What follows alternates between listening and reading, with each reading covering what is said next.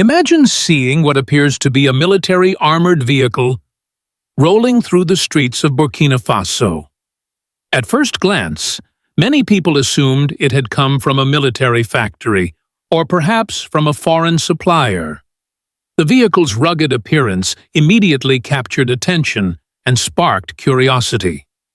But the truth behind it was far more surprising than anyone expected. The man responsible was not a defense engineer. He was not backed by a major corporation, a government laboratory, or an international manufacturer. Instead, he was a local mechanic from Bobo-Dioulasso, a man who spent years repairing vehicles and learning through experience rather than prestigious institutions. His name is Abdouah Ouedraogo. What makes this story remarkable is not simply the machine he built, it is the reason he decided to build it. According to his own testimony, the inspiration came after listening to speeches by Captain Ibrahim Traore. Those speeches convinced him that every citizen had a role to play in strengthening Burkina Faso. Rather than waiting for someone else to act, he decided to contribute in the only way he knew best, through hard work, creativity, and determination. The result was a project that would take an entire year of effort, countless challenges, and extraordinary perseverance. Yet the most important lesson is not about metal, engines, or machinery. It is about how a change in mindset can inspire ordinary people to attempt extraordinary things.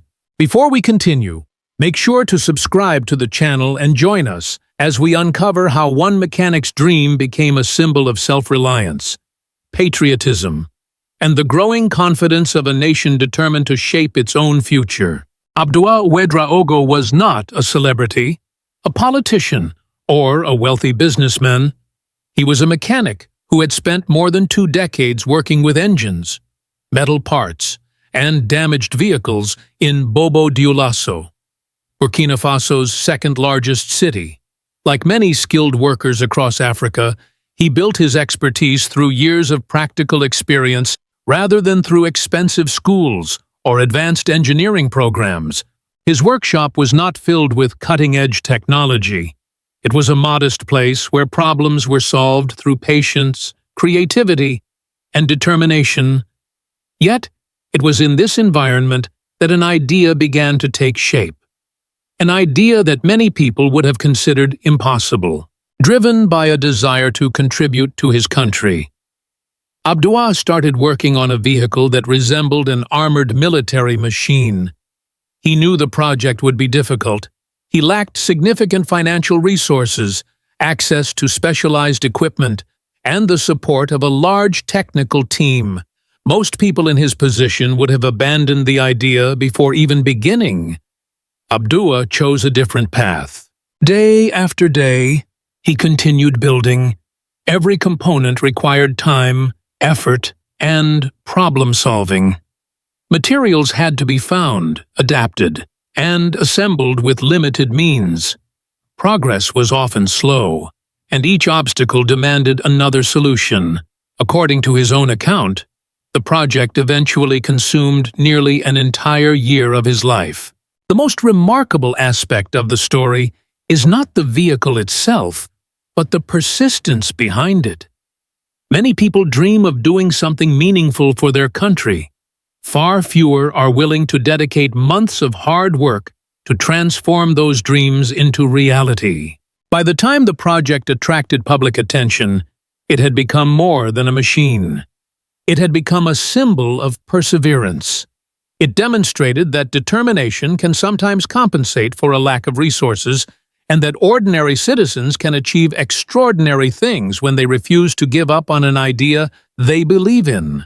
According to Abdouah Ouedraogo, the turning point came when he listened carefully to speeches delivered by Captain Ibrahim Traore. While many people hear political speeches and move on with their daily lives, something in those messages affected him deeply. He began to think differently about his role as a citizen and about what contribution he could make to Burkina Faso during a difficult period in the nation's history. At the time, Many soldiers and volunteers were risking their lives to defend communities against security threats, like millions of other citizens. Abdouah followed the situation closely. He understood that there were people standing on the front lines, making sacrifices to protect their fellow countrymen. That realization stayed with him. In his own words, he felt that if others were giving their energy and courage to defend the country, then he also had a responsibility to contribute using the skills he possessed. He was not a soldier. He was not a government official. He was a mechanic. Therefore, he asked himself a simple but powerful question. How could a mechanic help his country? That question became the foundation of his project. What makes this story compelling is that it illustrates the power of inspiration when combined with action. Many people feel patriotic. Many people express support for their country. But inspiration only becomes meaningful when it motivates concrete action. For Abdouah, that action took the form of a year-long effort to build something with his own hands. His journey also reveals an important truth. Transformational leadership is not measured only by policies or government programs. Sometimes its impact can be seen in the decisions ordinary citizens make after hearing a message that resonates with them. In this case, a mechanic decided that instead of waiting for change, he would become part of it. That decision transformed him from a spectator into a participant in Burkina Faso's future. At this point, it is important to clarify something that often gets lost in the excitement surrounding this story. The vehicle created by Abdouah Ouedraogo is not a fully operational military armored vehicle. It is not a combat-ready machine, nor is it a finished defense product manufactured according to military specifications. Critics who focus only on the technical aspects often miss the larger point. If the conversation is limited to whether the vehicle meets military standards, then the most important lesson disappears entirely. The true significance of this project lies elsewhere. What makes the story powerful is the fact that a citizen decided to create rather than complain. Faced with limited resources and significant obstacles, Abdouah chose action instead of passivity. He did not possess a large budget, advanced technology, or institutional support. Yet he refused to believe that these limitations meant he could contribute nothing.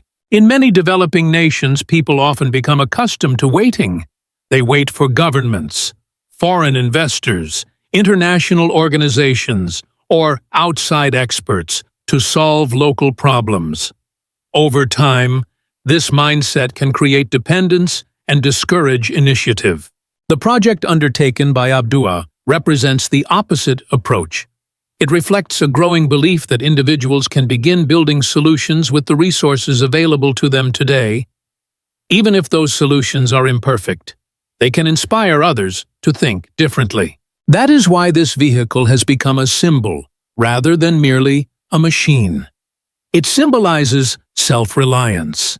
It symbolizes determination. Most importantly, it symbolizes a shift in mentality that many supporters of Burkina Faso's current direction believe is spreading throughout the country. The world may see a homemade armored vehicle. Many citizens of Burkina Faso see something deeper. They see proof that creativity is not reserved for wealthy nations. They see evidence that innovation can emerge from a small workshop just as easily as it can from a sophisticated laboratory.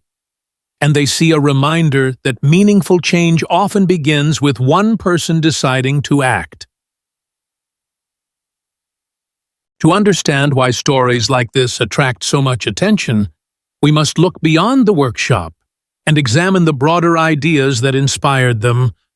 At the center of that discussion is Captain Ibrahim Traore and the message he has consistently promoted since coming to power. One of the themes most frequently associated with Traore is self-reliance. He has repeatedly encouraged citizens to believe in their own abilities, use local resources, and reduce dependence on outside solutions whenever possible. Whether people agree with all of his policies or not, there is little doubt that this message has resonated with many Burkinabe citizens. For decades, much of Africa has been viewed through a lens of dependency. The common narrative suggested that progress would come only through foreign expertise, foreign investment, or foreign intervention. Many young Africans grew up hearing that innovation happened elsewhere, and that their role was simply to catch up. Traore's supporters argue that this mindset must change.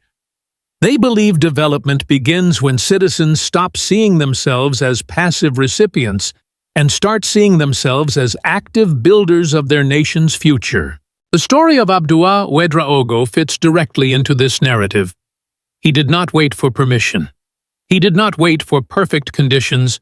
Instead, he took the skills he already possessed and applied them to a project that he believed could contribute, even symbolically, to his country. This is why many people see his work as part of a larger transformation.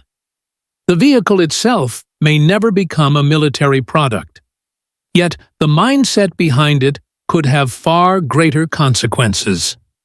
When one mechanic begins creating, others may begin experimenting. When one citizen demonstrates initiative, others may feel encouraged to do the same. History shows that national development rarely begins with massive projects alone. It often begins when ordinary people start believing that they are capable of shaping events rather than simply reacting to them. That belief may be the most powerful product generated by Abdouah's workshop.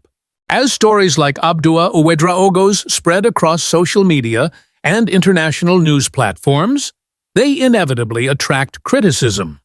Some observers, particularly in Western media and policy circles, argue that Burkina Faso still faces serious challenges that cannot be solved through symbolic projects or inspiring narratives alone. Critics point out that the country continues to confront security threats, economic difficulties, and political controversies. Others argue that the government should focus on institutional reforms, democratic processes, and long-term stability rather than encouraging symbolic displays of patriotism. These concerns are part of an ongoing debate that extends far beyond a single homemade vehicle. However, there is another side to the discussion. Supporters of Burkina Faso's current direction do not claim that every problem has been solved. They do not argue that one mechanic's project can transform an entire nation overnight. Instead, they see value in the message behind the story. For them, the significance lies in the fact that ordinary citizens are beginning to believe they have a role in shaping their country's future. They view this shift in mentality as a necessary foundation for any meaningful development. After all, no nation becomes stronger solely through government action.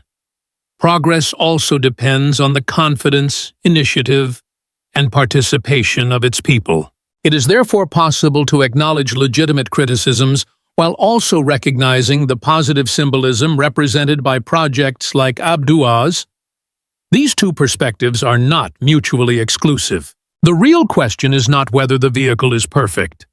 The real question is whether stories like this encourage citizens to become more creative, more engaged, and more willing to contribute to their communities. If the answer is yes, then the project has already achieved something important. It has inspired a conversation about responsibility, innovation, and national development that extends far beyond the walls of a small workshop in Bobo-Dioulasso. The story of Abdouah Ouedraogo offers a lesson that extends far beyond Burkina Faso. It reminds us that innovation does not always begin in universities, government offices, or multinational corporations. Sometimes it begins in a small workshop, in the mind of an ordinary citizen who decides that waiting is no longer enough. Across Africa, millions of people possess valuable skills, practical knowledge, and creative ideas. Farmers understand their land, mechanics understand machines, craftsmen understand materials, Teachers understand their communities. When these individuals begin applying their talents to local challenges, they become a powerful force for national development. This is perhaps the most important message behind Abdouah's project. The future of Africa will not be built by leaders alone. It will also be built by citizens who choose action over passivity and responsibility over excuses. The vehicle he created may never appear on a battlefield. It may never enter mass production. Yet its symbolic impact is already significant because it has encouraged people to think differently about what is possible. In the end, the world may remember a homemade vehicle that looked like an armored machine. But many people in Burkina Faso will remember something else.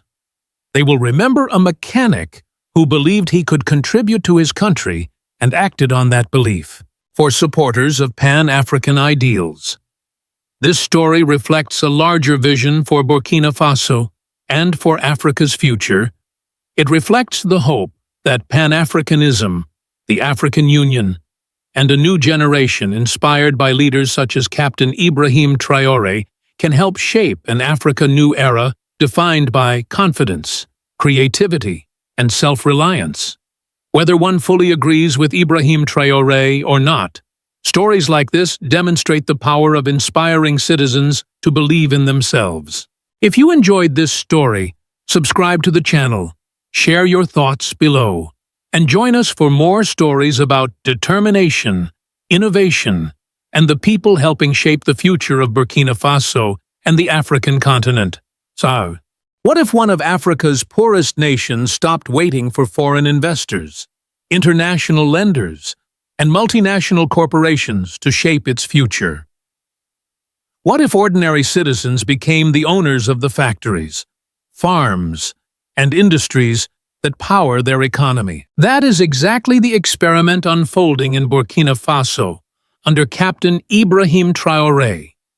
While many African countries continue to rely heavily on foreign capital to finance development, Burkina Faso is attempting something far more ambitious. Through a program known as popular shareholding, hundreds of thousands of citizens are being invited to become direct stakeholders in national economic projects. For decades, Africa has faced a painful contradiction. The continent possesses enormous natural wealth, yet many countries remain dependent on exporting raw materials while importing finished products at higher prices. Burkina Faso has not escaped this reality. The country produces agricultural goods, livestock, and gold. Yet much of the value generated from those resources has historically left the country. Traore's response is built around a simple but powerful question. If Burkina Faso has resources, workers, farmers, and entrepreneurs, why should it always wait for outsiders to finance its development? This question challenges one of the most common assumptions about economic growth in Africa. Rather than asking who will invest in Burkina Faso, the government is asking how Burkinabe citizens can invest in themselves. The goal is not only to raise money, it is to transform the role of citizens within the economy. Instead of remaining consumers, taxpayers, and workers, they are encouraged to become shareholders and co-owners of national development projects. If you enjoy exploring bold economic ideas that could reshape Africa's future, make sure to subscribe and join us for more stories like this. Popular shareholding did not appear out of nowhere. Although many international observers describe it as a new economic experiment, its roots reach deep into African traditions and Burkina Faso's own history. For generations, communities across West Africa survived through collective effort. Families worked shared fields, cared for communal livestock, and contributed labor to projects that benefited everyone. Wealth was often understood not only as an individual achievement, but also as a collective responsibility. The success of one household strengthened the entire community. Supporters of popular shareholding argue that Ibrahim Traore is adapting this traditional spirit to the modern economy.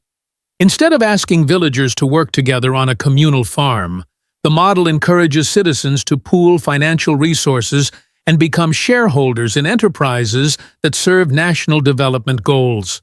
The intellectual foundation of this idea is also linked to long-standing debates about African economic independence.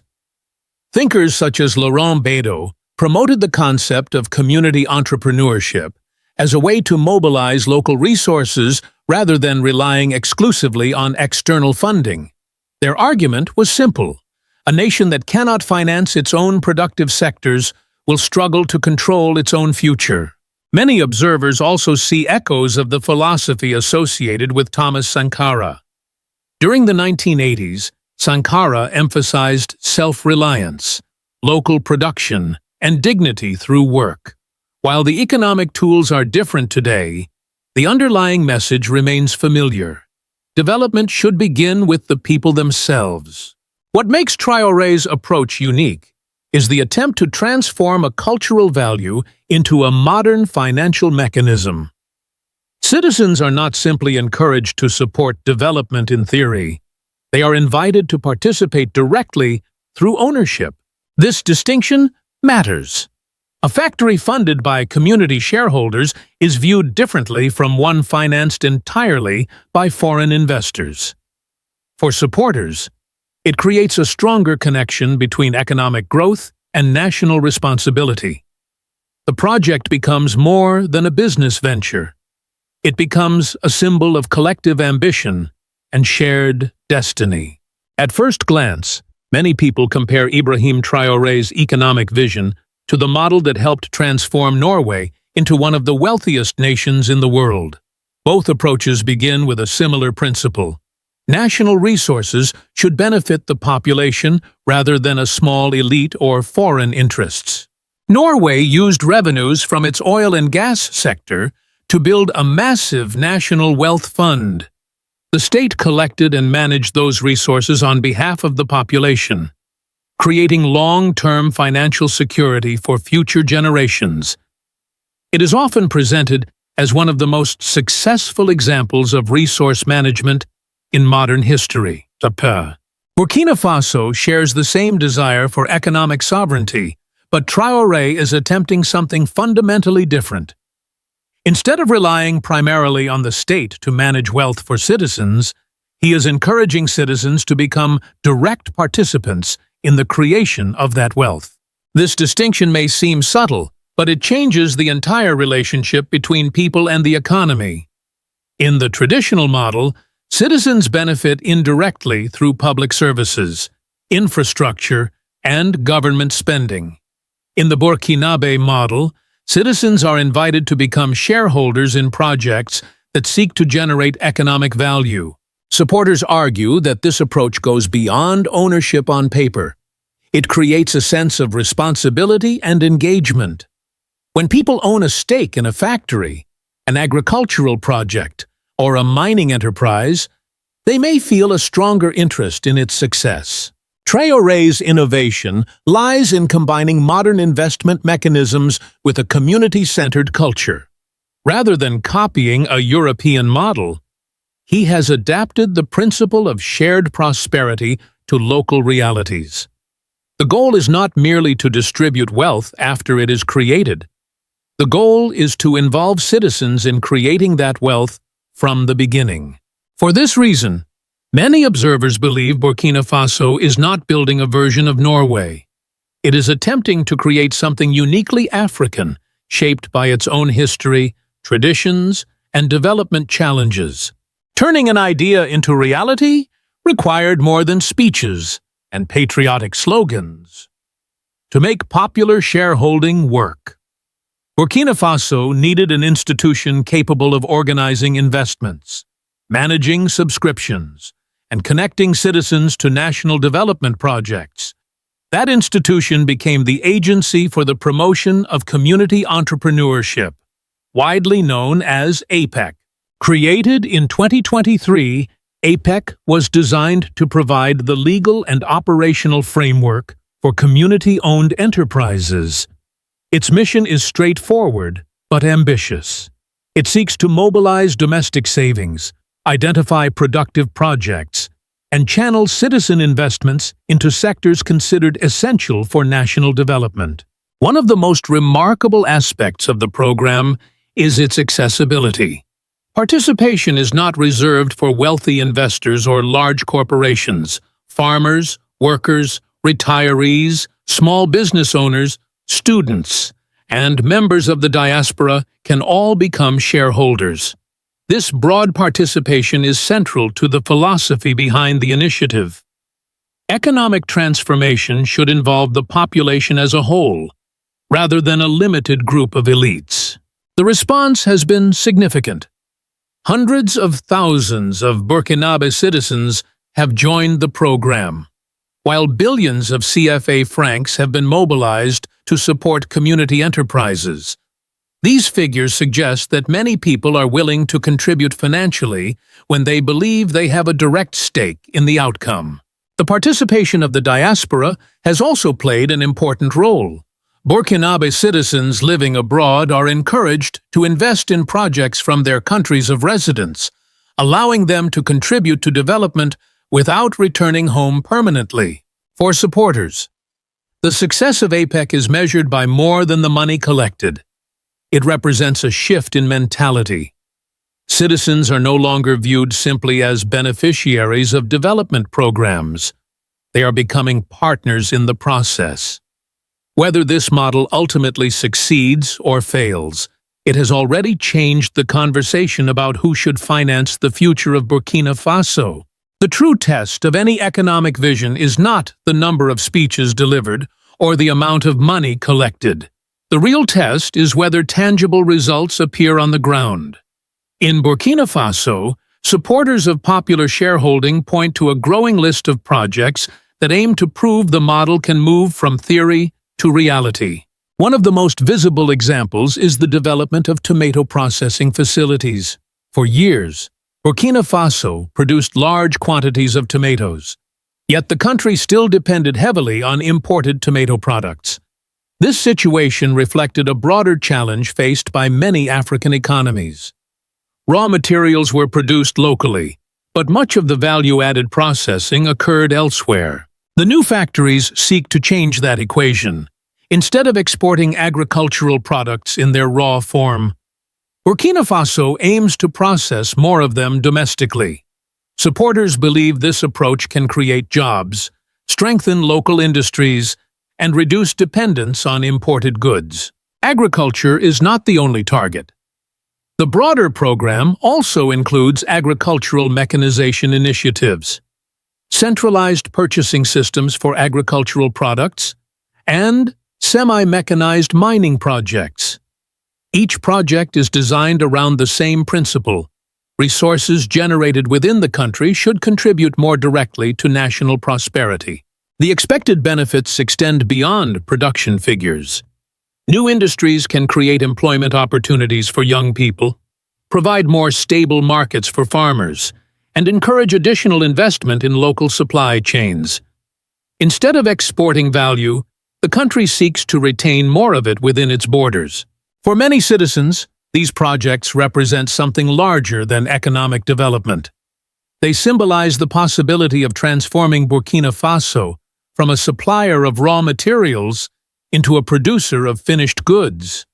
Whether that transformation succeeds remains to be seen. But the ambition behind it is undeniable. It is an attempt to build industrial growth with the participation of the people themselves. Not everyone is convinced that popular shareholding will deliver the results its supporters expect. As the program gains attention, it has also attracted criticism from international observers, economists, and commentators who question whether such an ambitious experiment can succeed over the long term. One concern involves governance.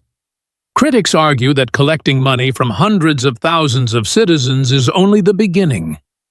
The greater challenge is ensuring that projects are managed efficiently, transparently, and profitably. Without strong oversight, public trust could be damaged. Others point to financial risk. Any investment carries uncertainty, and not every factory, agricultural enterprise, or mining project will automatically become successful. Some observers worry that ordinary citizens could face disappointment if certain projects fail to meet expectations. Supporters of the initiative respond that risk exists in every development strategy. They argue that dependence on foreign loans, external aid, and imported products also carries significant risks. From this perspective, popular shareholding is not risk-free, but neither is the status quo. Another criticism is that community-owned enterprises may struggle to compete against large international corporations. Yet supporters note that many successful industrial nations protected and supported domestic industries during their early stages of development. Ultimately, the debate reflects two different visions of economic progress. One emphasizes integration into existing global financial structures. The other seeks to build stronger domestic ownership and control over productive sectors. Whether popular shareholding becomes a historic success or an important lesson remains uncertain. What is clear is that Burkina Faso has opened a conversation that extends far beyond its borders. The question is no longer whether Africans can participate in development. The question is whether they can become owners of it. Whether popular shareholding ultimately succeeds or fails will only be known years from now. Economic transformation is never measured in months. It is measured in generations. Yet even at this early stage, the experiment taking place in Burkina Faso has already captured attention across Africa because it challenges assumptions that many people considered unquestionable for decades. Development discussions often focused on attracting foreign investment, securing international loans, and obtaining external assistance. Ibrahim Traore has not rejected cooperation with the outside world, but he has placed a different question at the center of the conversation. What happens when citizens themselves become investors in national development? That question may prove to be the most important aspect of this entire project. Factories can be built, programs can change, governments can come and go, but a population that begins to see itself as an owner rather than a spectator may develop a completely different relationship with the economy. The broader lesson for Africa is not that every country should copy Burkina Faso's model exactly. Each nation has its own history, institutions, and challenges. The lesson is that development becomes more powerful when people feel personally connected to it. Citizens are more likely to support economic transformation when they believe they share both the responsibility and the rewards. Captain Ibrahim Traore is attempting to turn that idea into reality by linking ownership, participation, and industrial development. He is testing a model that many countries have discussed, but few have attempted on such a scale. History will determine whether this vision fulfills its promise. Yet, one fact is already clear. Burkina Faso has launched one of the most closely watched economic experiments in modern Africa. For supporters of Pan-African development, Africa New Thinking, Burkina Faso, Captain Ibrahim Traore, the African Union, Pan-Africanism, and Ibrahim Traore's vision of economic sovereignty. The outcome could influence debates across the continent for years to come. If you enjoyed this analysis, subscribe to the channel and share your thoughts below. Your perspective may be part of the conversation shaping Africa's future. Burkina Faso is shocking Africa and even the Western world in ways very few people expected just a few years ago. Thousands of men who once slept under trees, fled burning villages, and lost everything to terrorism are now standing in military uniform as officially trained soldiers of the National Armed Forces. And many observers across the Sahel are now asking the same question. Is Burkina Faso simply defending itself? Or is a completely new military power beginning to rise inside the AES alliance? Because what is happening today in Burkina Faso is no longer just about volunteers carrying old rifles in forgotten villages. This is now a national transformation, a military transformation, a psychological transformation, and perhaps even the beginning of a new African security model. Some of these young men once had no homes.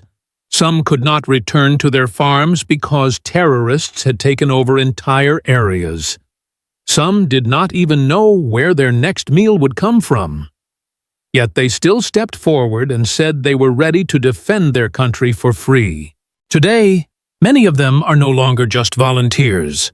They are trained soldiers. Under Captain Ibrahim Traore, Burkina Faso is expanding its military structure at a speed that is starting to alarm neighboring countries and Western analysts alike.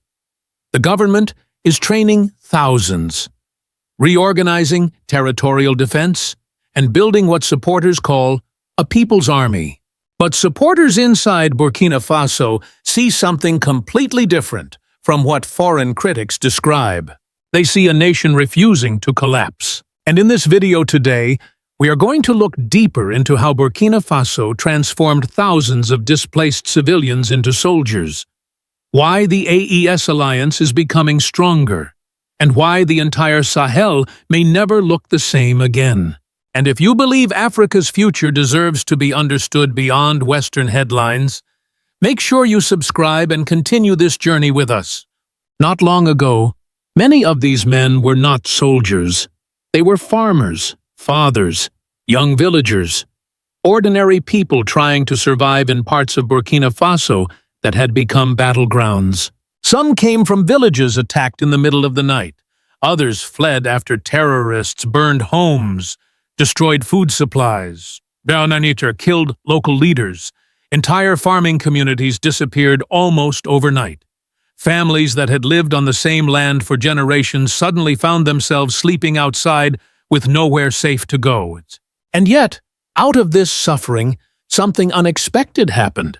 Thousands of civilians began volunteering to defend their communities, not for wealth, not for status, but because they believed there was no one else left to protect their homeland.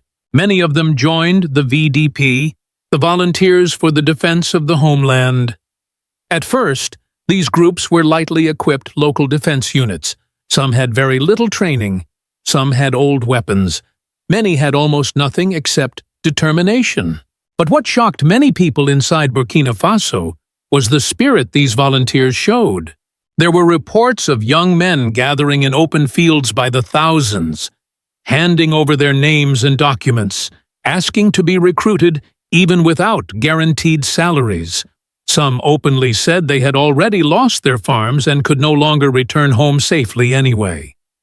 In their minds, sitting and waiting meant watching the country disappear piece by piece. For many older Africans watching this situation, the images felt deeply emotional. Men who once cultivated the land were now preparing to defend it with rifles in their hands.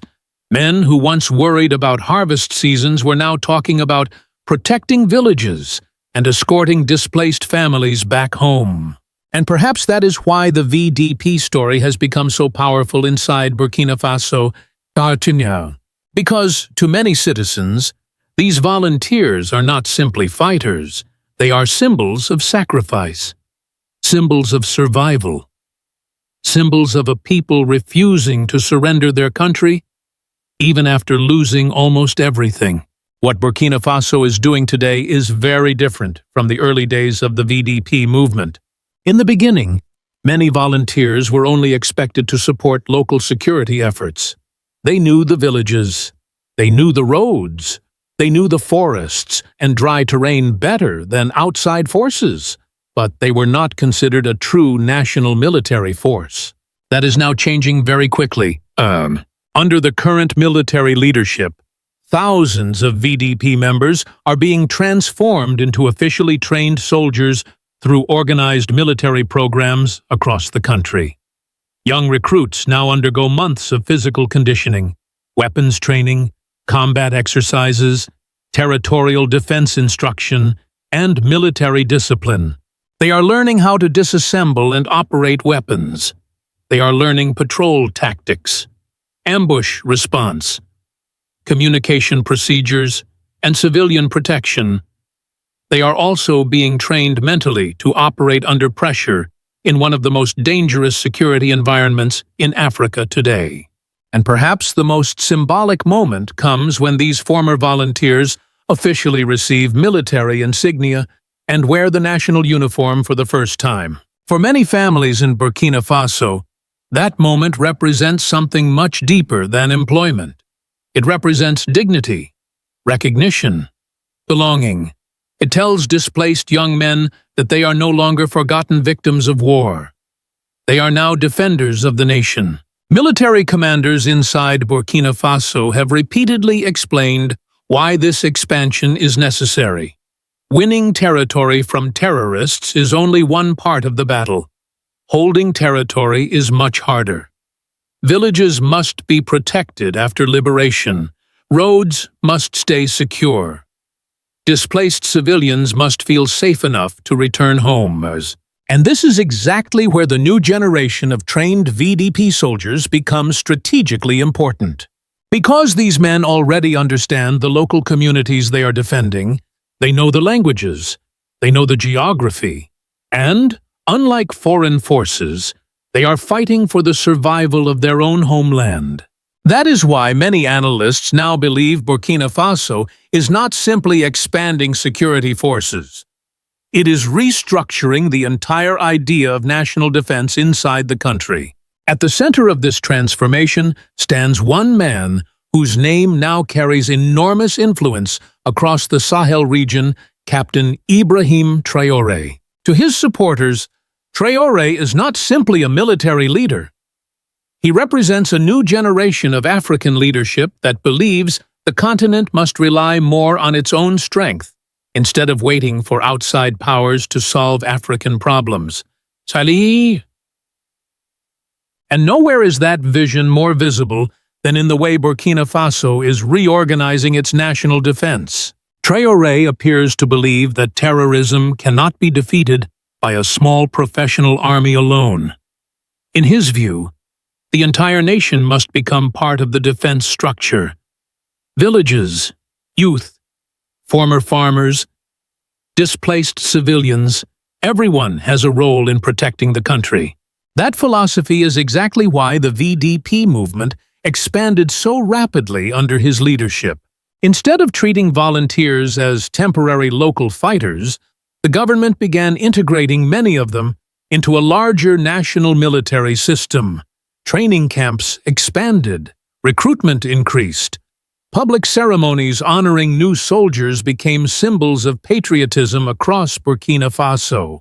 For many young people, Ibrahim Traore has become a symbol of dignity and resistance.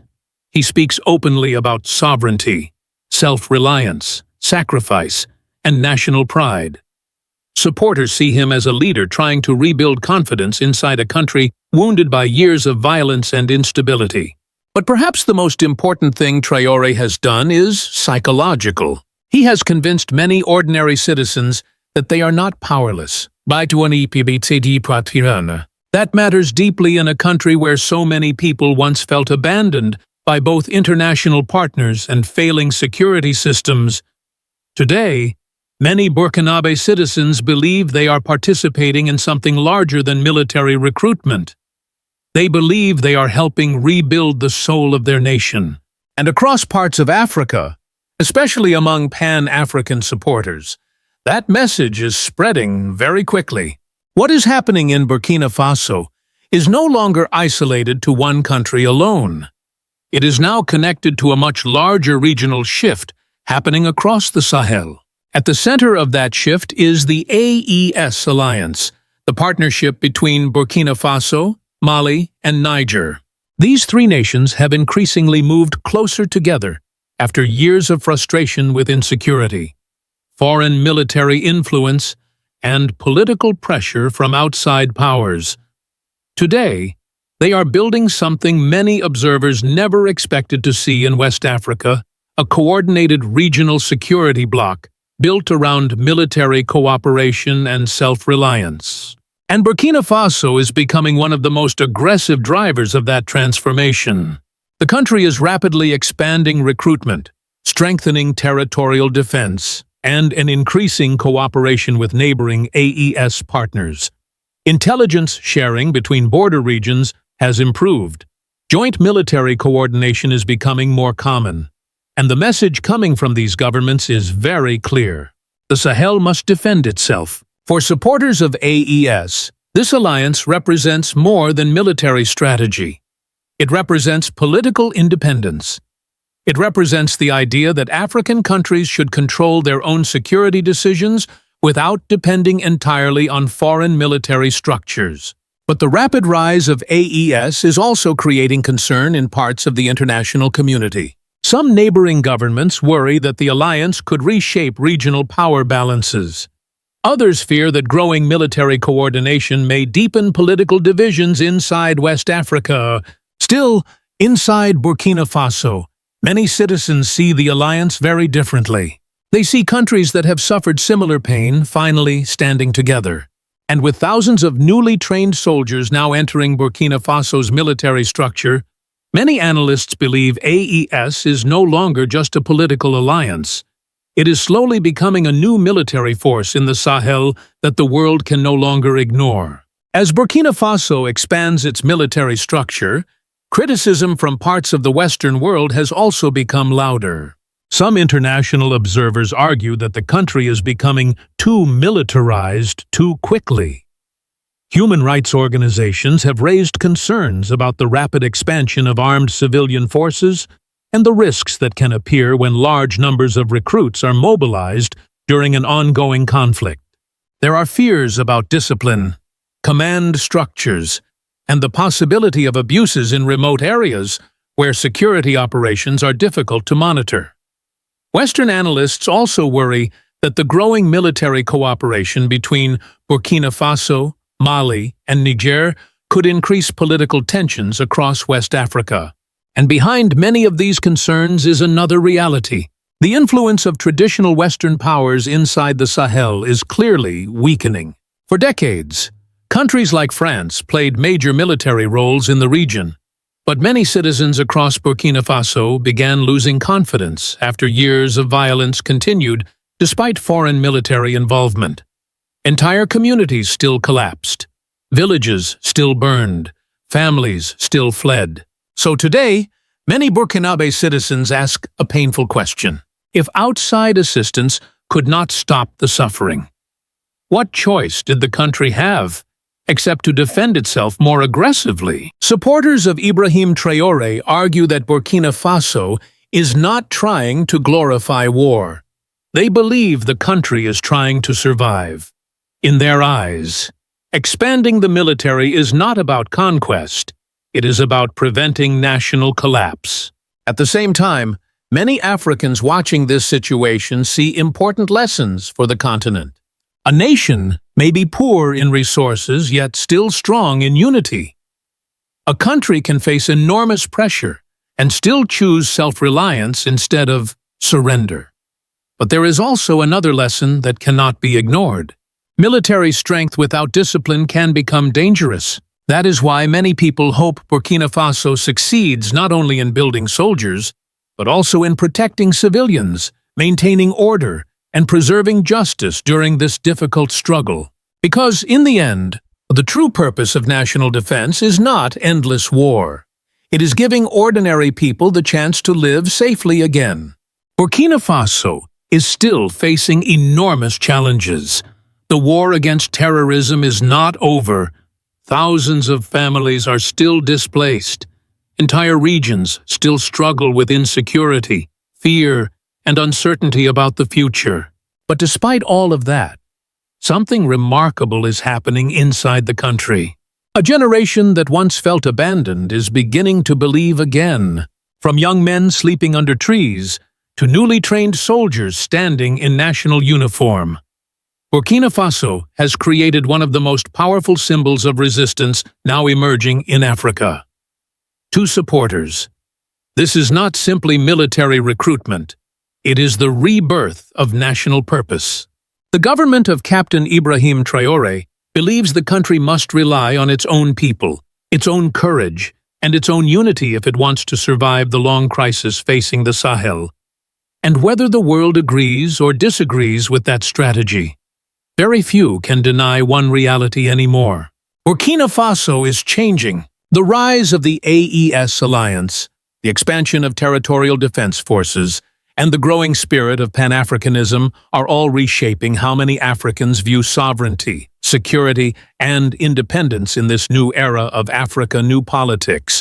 At the same time, the future will depend not only on military victories, but also on wisdom, discipline, and protection of ordinary civilians, because the strength of a nation is not measured only by weapons.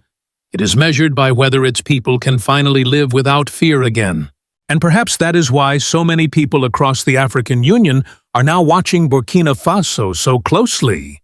Not because the country is perfect, but because many believe Ibrahim Traore and the people standing beside him represent something larger than politics. They represent the determination of a nation refusing to disappear. And now we want to hear from you. Do you believe Burkina Faso is building a stronger future for the Sahel? Or do you think the risks of militarization remain too dangerous? Leave your thoughts in the comments below. And if you believe stories like this deserve more attention, subscribe and continue following this journey with us. Burkina Faso, Pan-African spirit, a nation wounded but still standing. What happens when one of Africa's poorest nations begins building infrastructure at a speed that captures attention across the continent for many years? African countries have faced a familiar challenge. Roads are announced, projects are launched, and budgets are allocated. Yet, visible results often take years to appear. Delays, funding shortages, and dependence on outside support have slowed progress in many places. Today, Burkina Faso is trying a different approach. Across cities such as Bobo-Dioulasso and Koudougou, new roads, pavements, and public works are emerging through the Faso Mebo initiative. Backed by the vision of Captain Ibrahim Traore, the program aims to mobilize local skills, local resources, and community participation to accelerate development. What makes this effort remarkable is not simply the construction itself. It is the fact that citizens can see tangible changes within months rather than years. For many people, development is no longer a promise for the future. It is becoming part of daily life. Before we continue, please subscribe to the channel for more stories about Burkina Faso's transformation and Africa's future. The first thing that surprises many observers is the speed of change. In Koudougou, more than 200,000 square meters of paving stones were installed within just a few months.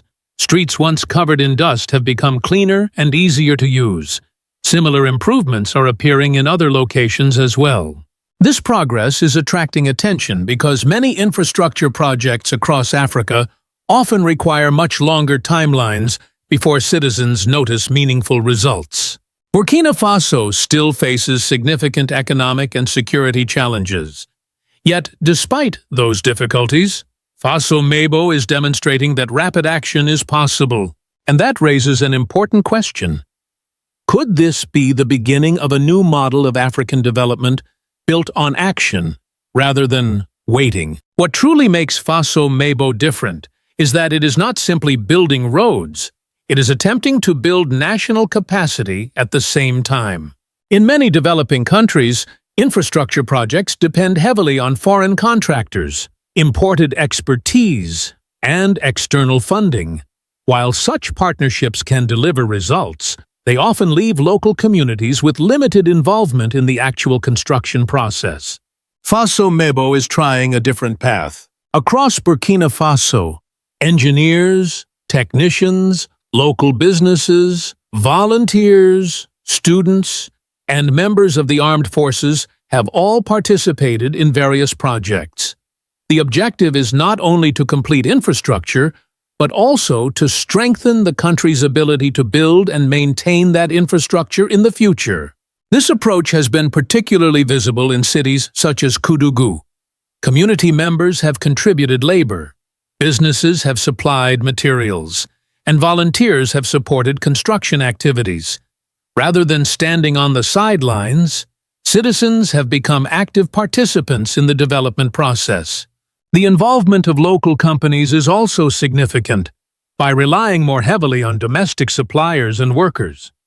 A larger share of project spending remains within the national economy.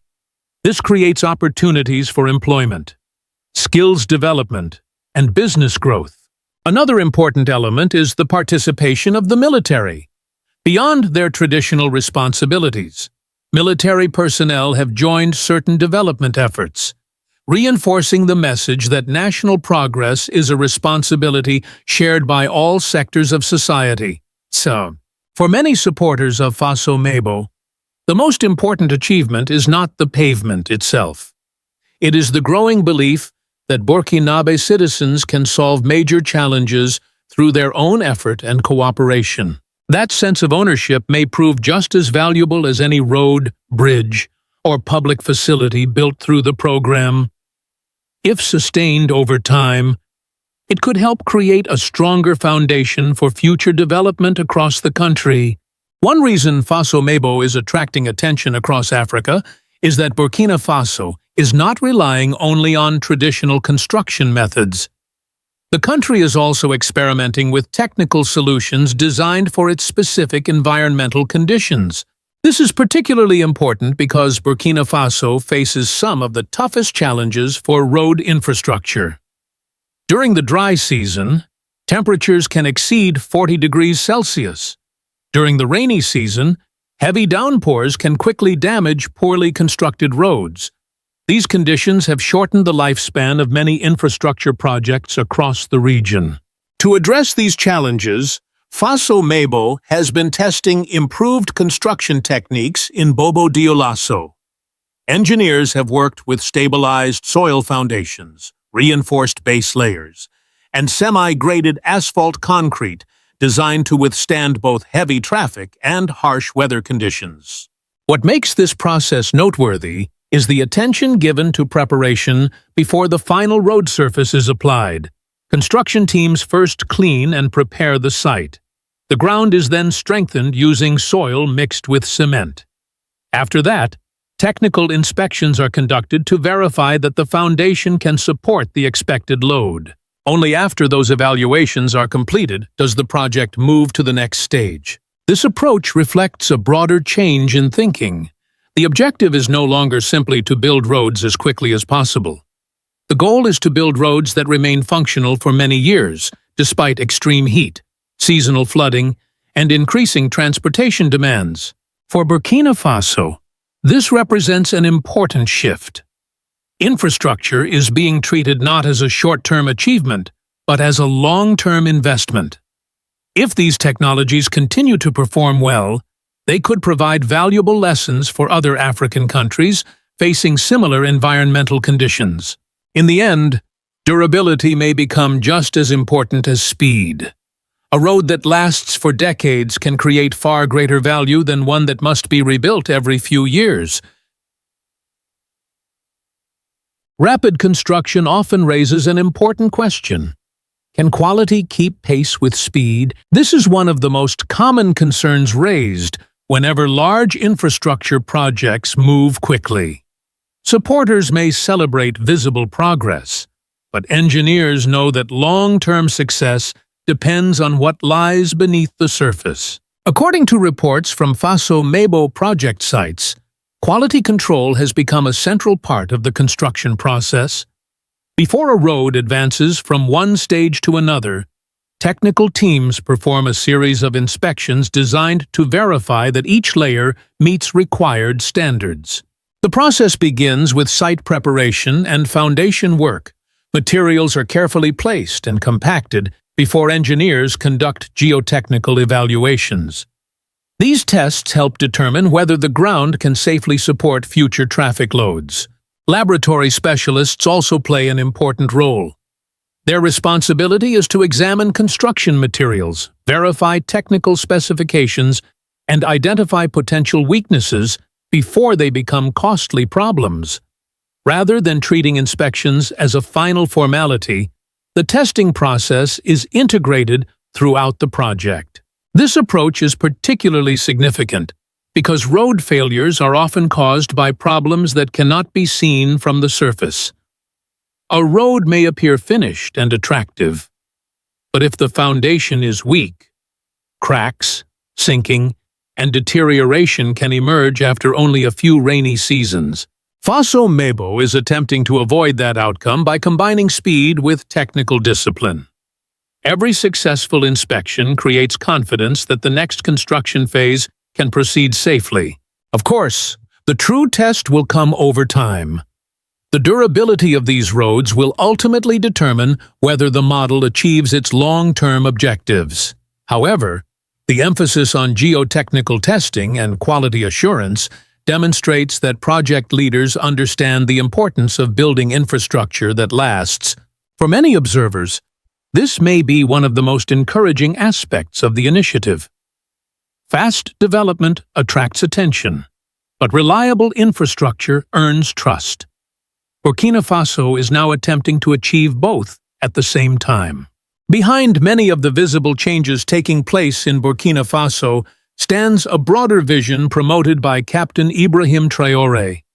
While roads and infrastructure are the most visible outcomes, supporters argue that the real transformation is happening at the level of national thinking.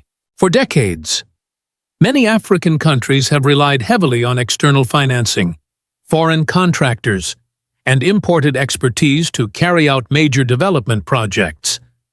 Ibrahim Traore has repeatedly emphasized a different idea. He argues that lasting progress requires countries to strengthen their own capacity to design, build, and maintain critical infrastructure. This philosophy is reflected throughout the Faso-Mebo initiative. Local engineers are given greater responsibility. Domestic companies are encouraged to participate. Communities contribute labor and resources. Even members of the armed forces have joined development efforts in some regions. The objective extends beyond completing individual projects. The larger goal is to create a culture of self-reliance and national participation. This message has resonated with many citizens. In communities where people can directly observe new roads, public works, and urban improvements, infrastructure has become a visible symbol of national progress. Instead of waiting for change to arrive from outside, many people now feel they are helping create that change themselves. Supporters of the initiative often point to this shift in mindset as one of its greatest achievements. A road can improve transportation, but confidence in a nation's abilities can influence generations. At the same time, long-term success will depend on results. Citizens will ultimately judge the vision by the durability of projects, economic benefits, and continued improvements in daily life. Nevertheless, the influence of Ibrahim Traore on this movement is difficult to ignore. For many Burkinabe, Faso-Mebo represents more than construction. It represents a belief that national development should be driven first by the energy, skills, and determination of the people themselves. Not everyone views Faso-Mebo through the same lens. As the initiative has gained attention across Africa, it has also attracted criticism from some international observers and analysts. One common concern is sustainability. Critics argue that rapid infrastructure expansion may become difficult to maintain over the long term, especially in a country facing economic and security challenges. Others question whether local resources alone can support large-scale development projects for many years. Another criticism focuses on quality. Some observers worry that projects completed quickly could face durability problems in the future. Others suggest that public attention surrounding Faso-Mebo may be growing faster than the evidence needed to measure its long-term impact. These concerns deserve consideration. Every major infrastructure program should be evaluated carefully, and long-term success can only be measured over time. However, supporters of Faso Mabo point to several important facts. Roads, pavements, and public works are being completed and used by citizens today. Technical inspections, geotechnical testing, and quality control procedures have been incorporated into the construction process. The initiative is also generating practical experience for local engineers, workers, and businesses. From this perspective, the debate should not focus only on predictions. It should also consider visible results already achieved on the ground. Perhaps the most important lesson is that development should ultimately be judged by outcomes rather than assumptions. If infrastructure remains durable and continues to improve economic activity, the initiative will strengthen its credibility. If weaknesses emerge, adjustments can be made. For now, Faso Mabo remains an ongoing experiment in national development. It is challenging traditional assumptions about how African countries can build infrastructure, mobilize communities, and increase self-reliance. Whether one views the initiative with optimism or skepticism, it has already succeeded in starting an important conversation about Africa's future. As we reach the end of this story, one conclusion becomes increasingly difficult to ignore. Faso Mabo is not attracting attention simply because it is building roads. It is attracting attention because it is attempting to change the way development is approached in Burkina Faso. The initiative combines several elements that are rarely discussed together. It seeks to move quickly while maintaining technical standards. It promotes local participation while pursuing large infrastructure goals. It encourages self-reliance while addressing practical challenges that affect daily life. Whether paving streets in Koudougou, improving roads in Bobo-Dioulasso, or testing new construction methods designed for harsh environmental conditions, the broader message remains the same. Progress does not always have to wait for perfect circumstances. There are still important questions that only time can answer. Will these roads remain durable for decades? Can the model be expanded across the entire country? Will the economic benefits justify the investment? These are legitimate questions, and future results will provide the answers. Yet even critics acknowledge one undeniable fact. Visible projects are being completed. Communities are participating. Engineers are gaining experience. Citizens are witnessing change with their own eyes. Perhaps the greatest lesson for Africa is that development begins when people believe they have the ability to shape their own future. Infrastructure is not only about concrete, asphalt, and machinery, it is also about confidence, ownership, and national ambition. For many supporters, that may be the most significant achievement of all. What do you think? Could Faso Mabo become a model for other African nations? Or is its success unique to Burkina Faso? Share your thoughts in the comments below. And if you enjoy in-depth analysis of Pan-African development, Burkina Faso, Africa New Initiatives, Captain Ibrahim Traore, the African Union, Pan-Africanism, and the future vision of Ibrahim Traore, be sure to subscribe to the channel and join us for the next discussion. When Somalia's Interior Security Minister arrived in Ouagadougou to meet Captain Ibrahim Traore, many people outside Africa saw it as just another diplomatic visit.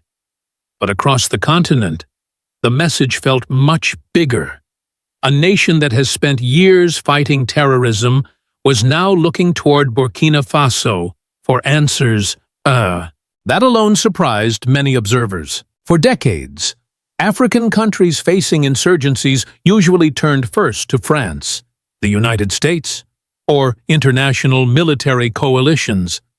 Yet today, some leaders are beginning to look toward another African nation instead, a country once described only through poverty, instability, and violence is suddenly being discussed as a possible model of resistance and security cooperation. Why? Why would Somalia, a nation that has battled al-Shabaab for years, seek closer security ties with Burkina Faso? The answer may reveal a major shift happening inside Africa itself. Under Ibrahim Traore, Burkina Faso is trying to build something different.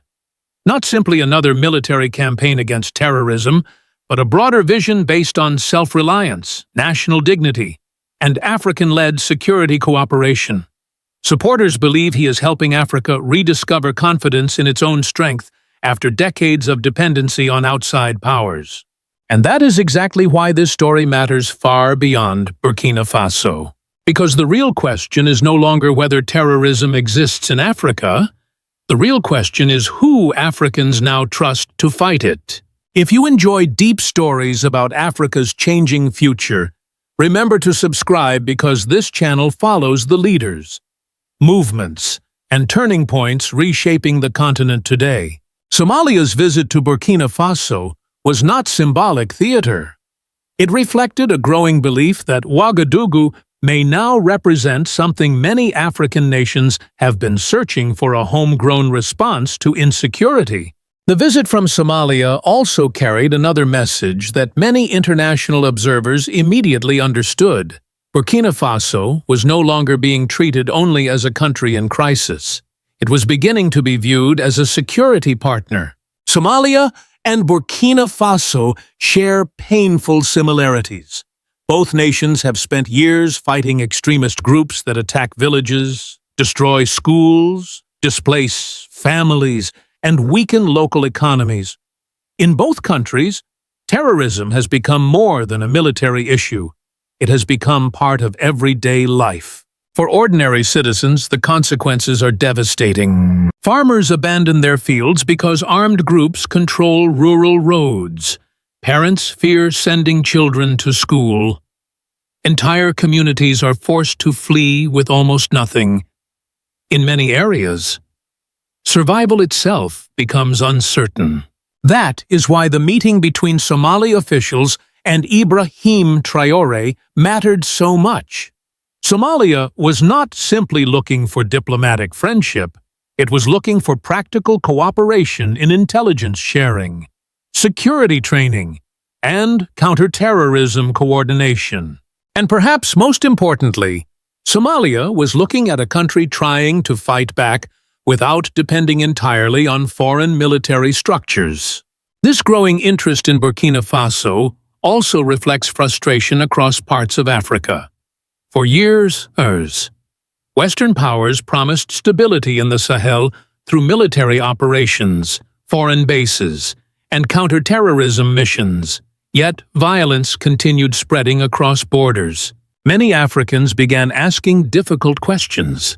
If thousands of foreign troops, advanced technology, and international funding could not stop the crisis after so many years, then what exactly needed to change? That question would eventually help transform Ibrahim Traore from a national military leader into a continental political symbol. Across the Sahel, frustration toward Western military strategy did not appear overnight. France maintained a military presence in parts of West Africa for years. The United States also invested heavily in intelligence operations, surveillance programs, and counterterrorism support across the region. But despite all of this, insecurity often became worse instead of better. Armed groups expanded into rural territories. Attacks spread across borders. Millions of civilians were displaced. In some communities, people began feeling that foreign intervention had become permanent, while peace remained temporary. This growing anger fueled massive anti-French demonstrations in countries like Mali, Burkina Faso, and Niger. Protesters waved national flags and demanded greater sovereignty over security decisions. Many no longer wanted outside powers deciding the future of African nations. Still, the situation is more complicated than simple slogans. Not every failure can be blamed on Western countries alone. The Sahel crisis is also connected to poverty, corruption, weak state institutions, ethnic tensions, illegal arms trafficking, and decades of political instability. Even the strongest military operation struggles when these deeper problems remain unresolved. That is why Ibrahim Traore's message resonates with many Africans. He argues that security cannot depend only on foreign soldiers or military equipment. A nation must rebuild confidence inside its own population. Citizens must believe they are defending their own homeland, not serving outside interests. For supporters, this is what makes Burkina Faso different. The country is attempting to reconnect national security with national identity itself. And for many Africans watching from outside Burkina Faso, that idea feels more powerful than any foreign speech about stabilization. Instead of waiting for outside armies to solve the crisis, Ibrahim Traore began promoting a different strategy.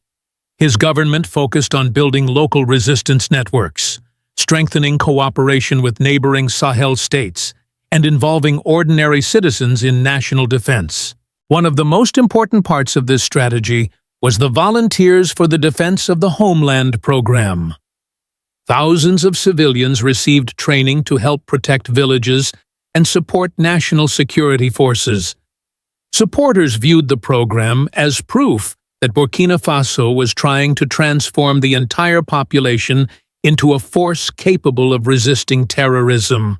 To many citizens, this approach restored something they felt had been disappearing for years: national pride. Traore also pushed for stronger regional alliances. Burkina Faso, Mali, and Niger created the Alliance of Sahel States, often called AES.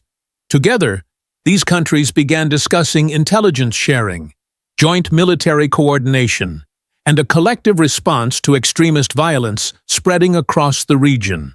This was not just military cooperation, it was also political symbolism. For decades, many African security systems relied heavily on outside funding, foreign military advisors, and international operations. AES represented an attempt to build an African-centered security structure controlled primarily by African governments themselves.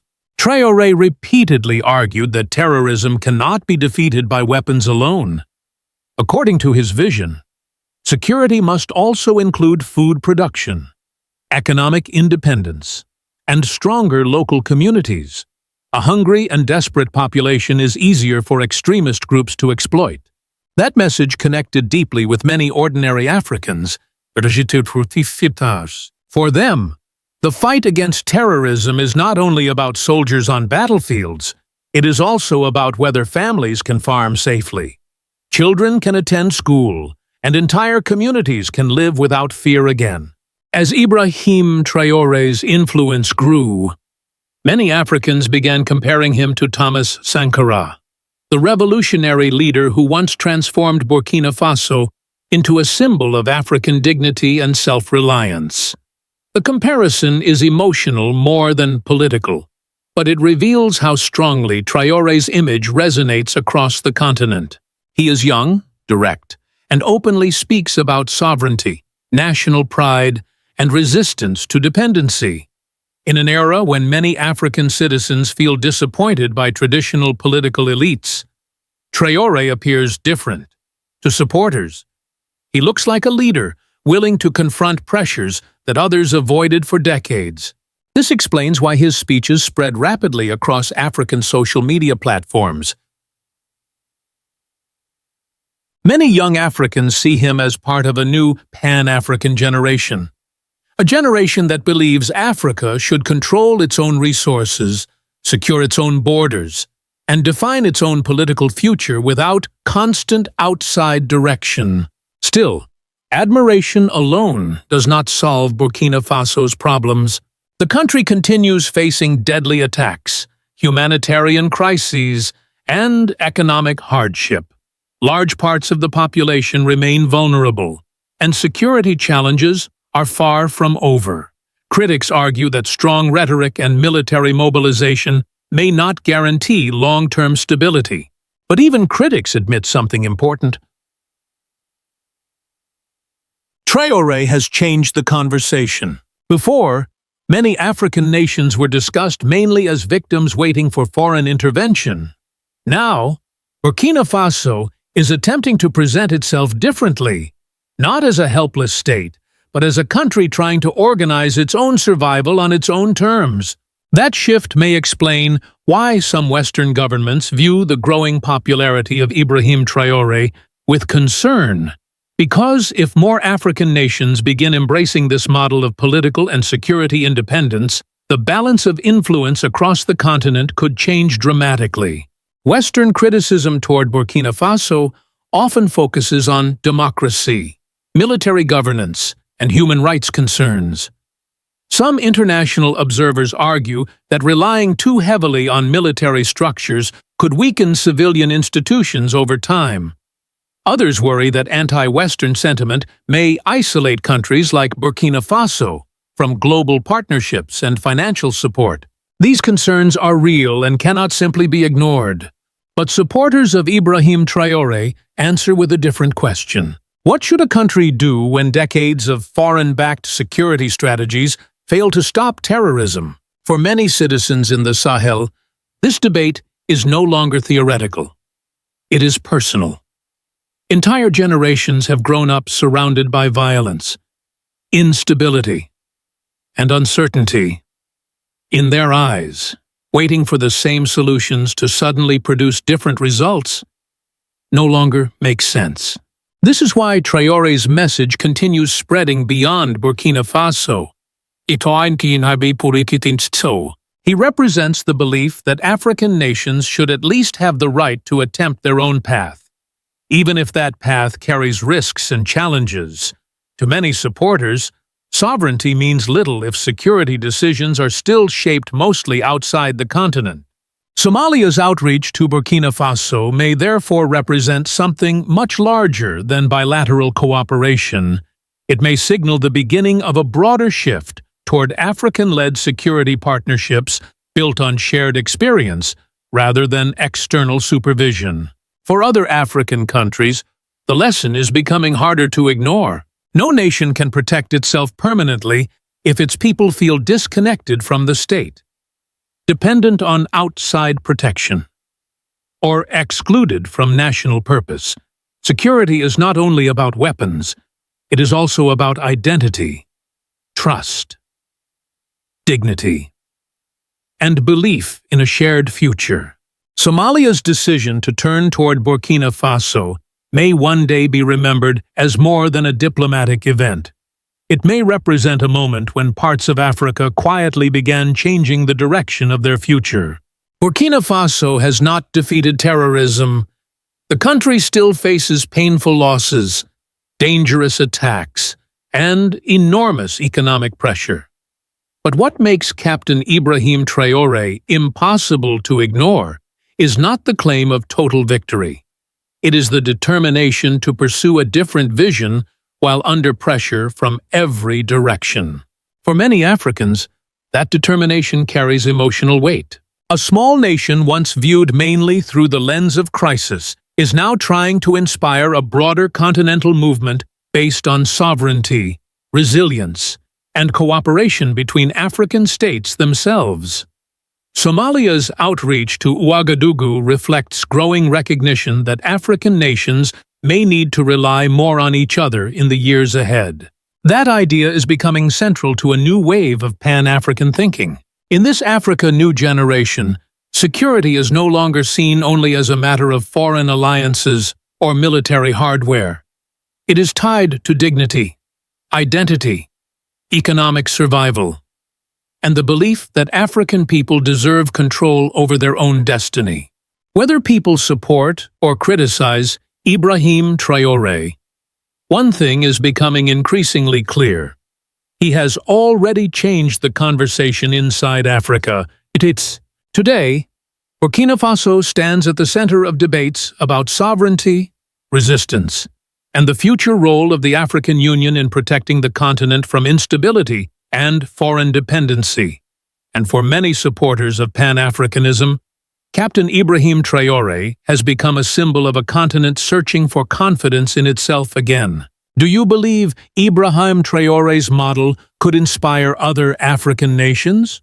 Or will Burkina Faso face the same struggles that challenged previous movements for independence and self-reliance? Share your thoughts below. And subscribe for more deep stories about Africa, Burkina Faso, and the leaders shaping the continent's future. What if the greatest weapon against terrorism is not a rifle, a drone, or a military convoy? What if the most powerful defense of a nation begins inside a home, in the mind of a child, guided by the wisdom of a mother? This is the question that Burkina Faso is forcing many people across Africa to consider today. For years, Burkina Faso has faced one of the most difficult security crises on the African continent. Armed groups have attacked villages, displaced families, and disrupted the lives of millions. Like many countries facing such threats, the immediate response has often focused on military operations and security measures. Yet Ibrahim Traore and his supporters increasingly speak about something deeper. They argue that a nation cannot permanently defeat violence if it ignores the social conditions that allow violence to grow. According to this vision, the future of Burkina Faso will not be decided only by soldiers on the battlefield. It will also be decided by parents in their homes, teachers in classrooms, and especially mothers raising the next generation. The idea is simple but powerful. A child who grows up with education, discipline, hope, and a strong sense of identity is less likely to be attracted by extremist ideologies later in life. If you enjoy exploring the hidden forces shaping Africa's future, be sure to follow this channel and join us on this journey. History has shown that military victories alone do not always create lasting peace. Countries across different regions have defeated armed groups only to see new ones emerge years later. The reason is often the same. The weapons may disappear, but the poverty, hopelessness, and social instability that helped create the conflict remain. Burkina Faso is increasingly promoting the belief that true victory comes when society itself becomes stronger than the forces trying to divide it. A child may spend a few hours each day with teachers, neighbors, or friends, but for many years of life, no influence is stronger than that of a mother. Before a child learns about politics, religion, or society, that child learns values at home. The first lessons about responsibility, respect, discipline, and hard work often come from the person who raises them every day. This is why many experts believe that mothers are among the most important builders of national stability. When a mother has access to education, she is more likely to encourage her children to stay in school. When she has economic opportunities, she can help provide a more secure future for her family. When she understands the importance of critical thinking and community values, she becomes a powerful barrier against extremist influences. Across many regions affected by conflict, researchers have observed a similar pattern. Young people who feel abandoned, hopeless, or disconnected from society are often more vulnerable to recruitment by violent groups. These organizations frequently exploit frustration and poverty, offering a false sense of purpose and belonging. But when a child grows up in a stable home with guidance, support, and hope, the appeal of such messages becomes much weaker. For supporters of Burkina Faso's current direction, this reality carries an important lesson. The battle against terrorism does not begin when a soldier enters combat. It begins years earlier, when a child is learning what kind of person he or she will become. A nation that invests in mothers is investing in the character of its future citizens. This perspective does not place the entire responsibility on women. Fathers, schools, religious leaders, and communities all play important roles. However, the mother often remains the central figure during the most formative years of life. If Burkina Faso wants to build a generation capable of rejecting violence and embracing progress, many believe that empowering mothers is one of the smartest investments the country can make. If military operations represent the visible side of Burkina Faso's struggle for stability, cultural identity represents the less visible side. This is where many observers believe Ibrahim Traore is trying to build a foundation that will last beyond the current security crisis. Supporters of the government often argue that a nation cannot remain strong if its people lose confidence in their own values, traditions, and identity. In their view, national development is not only about roads, factories, or military equipment. It is also about creating citizens who understand who they are and what kind of future they want to build.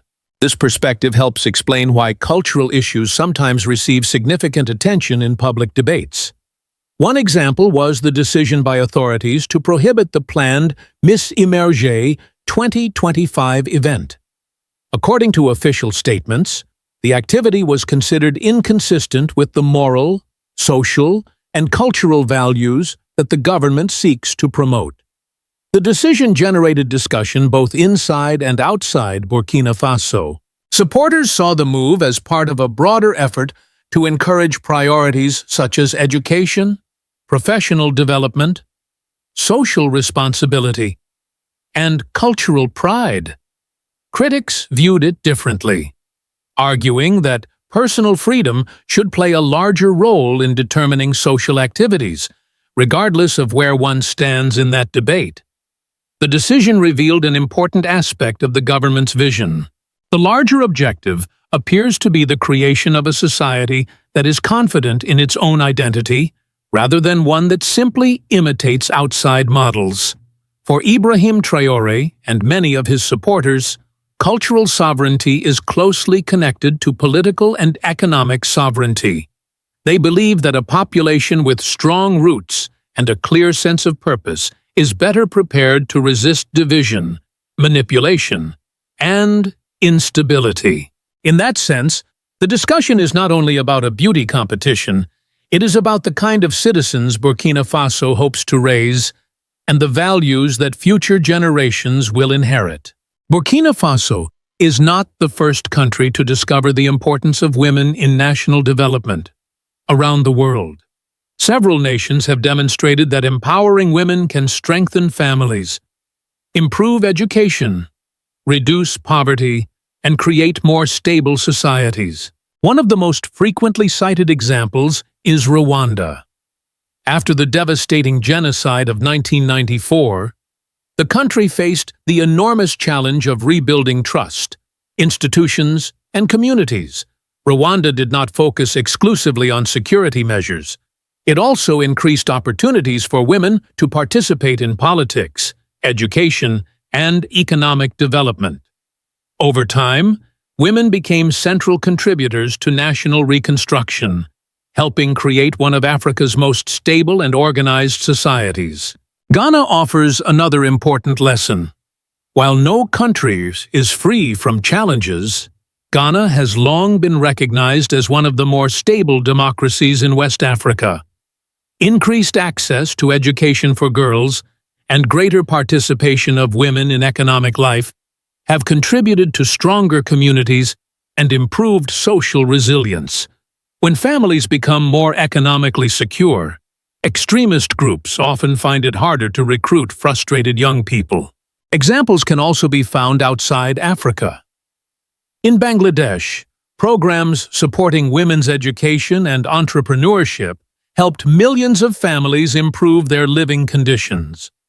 In Indonesia, community-based education initiatives involving mothers and local leaders have played a role in reducing the influence of extremist narratives in certain regions.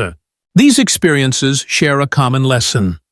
Long-term stability is not created solely by military victories. It is built through families, schools, and communities. Every child who remains in school, instead of dropping out, represents a small victory. Every mother who gains the skills to support her family contributes to national resilience. For supporters of Burkina Faso's current approach, these international examples reinforce a simple belief.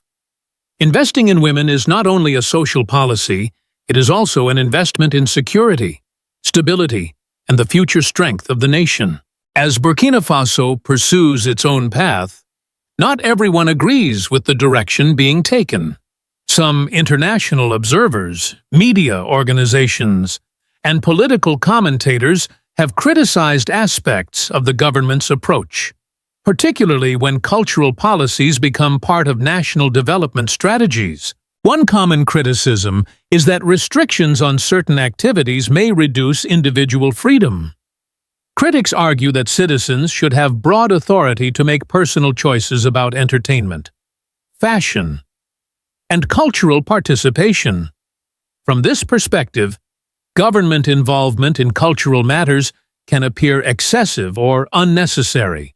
However, supporters of Burkina Faso's approach respond with a different argument.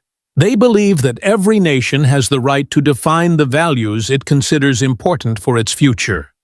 Just as countries protect their borders and economic interests, they also have the right to protect cultural priorities that reflect their history and social realities. Another criticism suggests that cultural policies have little connection to security challenges. Opponents argue that terrorism is primarily a military problem requiring military solutions, yet supporters counter that this view overlooks the deeper causes of instability. Armed groups do not recruit people from a vacuum. They often target communities struggling with poverty, social fragmentation, weak education, and limited opportunities. From this perspective, strengthening families and promoting positive social values are not alternatives to security operations. They are complementary strategies. Soldiers may stop an attack today, but strong communities can help prevent future generations from being drawn into violence. Many people in Burkina Faso also reject the idea that foreign observers should determine the country's development priorities. They argue that African nations should be free to experiment with solutions rooted in their own cultures and experiences. Whether one agrees or disagrees with the government's methods, an important debate is taking place. The discussion is no longer only about how to defeat terrorists on the battlefield, it is also about how to build a society where terrorism finds fewer opportunities to grow in the first place. To understand why many supporters view Ibrahim Traore differently from traditional political leaders, it is important to look beyond current events and examine the broader vision that surrounds his leadership. For many Burkinabe citizens, the fight against terrorism is only one chapter in a much larger national transformation. Traore frequently speaks about sovereignty, self-reliance, production, education, and national dignity. His supporters argue that these ideas are connected. A country cannot be truly secure if it depends entirely on others for its economy. It cannot be truly independent if it loses confidence in its culture. And it cannot guarantee its future if its young people grow up without purpose or opportunity. This thinking has led many observers to compare elements of Traore's message with the legacy of Thomas Sankara. One of Burkina Faso's most respected historical figures, Sankara believed that national development required active participation from all citizens, including women.